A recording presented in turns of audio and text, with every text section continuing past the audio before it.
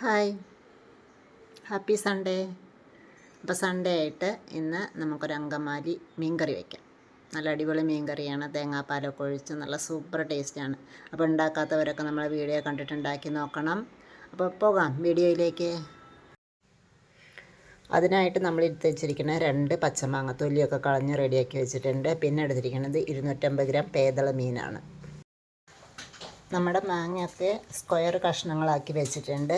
ഇനി നമുക്കതിലേക്ക് വേണ്ടത് ഒരു 1.5 സവോള, അതിലേക്ക് നീളത്തിലരിഞ്ഞ ഇഞ്ചി, 2 പച്ചമുളക് നീളത്തിലരിഞ്ഞത്, 2 തണ്ട് കറിവേപ്പില. ഇനി നമുക്കതിലേക്ക് വേണ്ട പൊടികൾ ചേർത്ത് കൊടുക്കാം. ഒരു 2 സ്പൂൺ മല്ലിപ്പൊടി,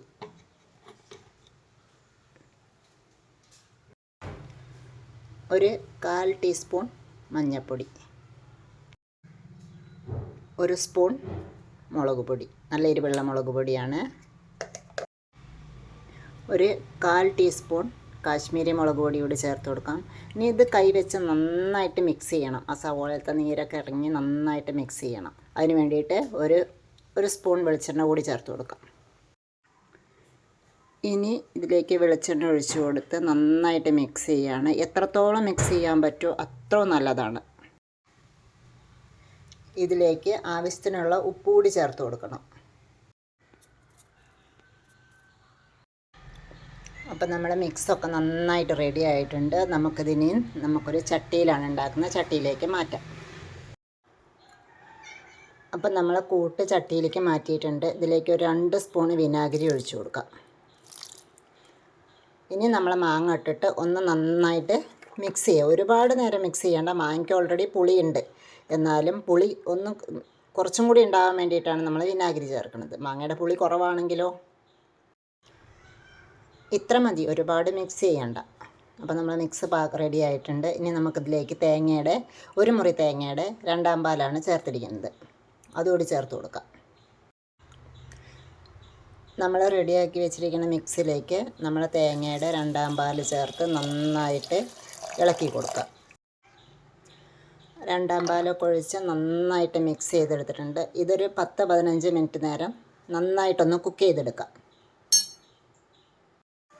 നന്നായിട്ടൊന്ന് അടച്ചു വെച്ച് വേവിച്ചെടുക്കാം. മീൻ കഷ്ണങ്ങൾ ഓരോന്നായിട്ട് പെറുക്കിയിട്ട് കൊടുക്കാം. അപ്പം നമ്മൾ മീൻകറി നന്നായിട്ട് തിളച്ച് വന്നിട്ടുണ്ട്. പിന്നെ ഒരു കാര്യം ശ്രദ്ധിക്കേണ്ട എന്താണെന്ന് വെച്ചിട്ടുണ്ടെങ്കിൽ, നമ്മൾ ഇളക്കുമ്പോൾ എപ്പോഴും ഒരേ ആംഗിളിലാവണം. ഈ ക്ലോക്ക് വൈസും ആൻറ്റി ക്ലോക്ക് വൈസുമായിട്ട് ഇളക്കരുത്. എപ്പോഴും ഒരേപോലെ തന്നെ ഇളക്കാൻ ശ്രദ്ധിക്കുക. ഇനി നമുക്കിതിലേക്ക് മീൻ കഷ്ണങ്ങൾ ഇട്ട് കൊടുക്കാം. നമ്മളെ മീൻകറി പാകമായി വന്നിട്ടുണ്ട്. അതിലേക്ക് നമുക്ക് 1-ാം പാൽ ചേർത്ത് കൊടുത്ത് ഇളക്കിയെടുക്കാം.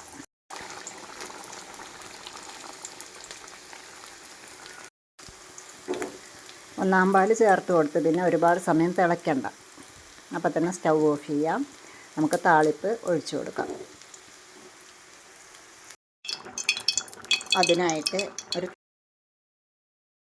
അതിനൊരു താളിപ്പ് തയ്യാറാക്കാം.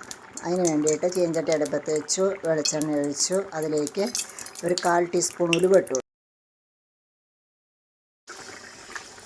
ഉലുവ മൂത്ത് വന്നിട്ടുണ്ട്. അതിലേക്ക് ഒരു ചെറിയ സവാള പൊടിയായിട്ട് അരിഞ്ഞതാണ് ഇട്ട് കൊടുത്തത്. ഉള്ളി മൂത്ത് വരുമ്പോഴേക്ക് അതിലേക്ക് കറിവേപ്പില ഇട്ട് കൊടുക്കാം. ഇനിയിപ്പോൾ വറ്റൽമുളക് ചേർക്കുന്നവർക്ക് ചേർക്കാം, പൊതുവേ ചേർക്കാറില്ല വറ്റൽമുളക്. ഇനിയിപ്പോൾ ചിലർക്ക് ഉണ്ടാവില്ലേ വറ്റൽമുളക് ചേർക്കുന്നത്, ഇഷ്ടമുള്ളവരുണ്ടാവും. അങ്ങനെയുള്ളവർക്ക് ചേർക്കാം, ഞാൻ പൊതുവേ ചേർക്കാറില്ല. നമ്മുടെ ഉള്ളിയൊക്കെ നന്നായിട്ട് മൂത്ത് വന്നിട്ടുണ്ട്. അതിലേക്കൊരു 1/4 ടീസ്പൂൺ കാശ്മീരി മുളക് പൊടി ചേർത്ത് കൊടുക്കാം. അത് ചേർക്കുമ്പോൾ കാണാനൊരു ഭംഗിക്ക് വേണ്ടിയിട്ടാണ്. നമ്മളെ കറിക്ക് എരിവൊക്കെ പാകത്തിനുണ്ട്. നമ്മൾ താളിച്ചൊഴിക്കുമ്പോൾ കാണാനൊരു ഭംഗി ഉണ്ടാകാൻ വേണ്ടിയിട്ട് മാത്രം. അപ്പോൾ ഇത് നമുക്ക് കറിയിലൊഴിച്ച് കൊടുക്കാം. നമ്മുടെ താളിപ്പൊക്കെ ഒഴിച്ച് കൊടുത്ത് നമ്മൾ മീൻ കറി നല്ല കുറുകിയിരിക്കണം. ഇപ്പോഴും തിളയ്ക്കുന്നുണ്ട് കേട്ടോ. ഇനി ഒരു 10 മിനിറ്റ് അടച്ച് വെച്ച് നമുക്ക് സെർവ് ചെയ്യാം.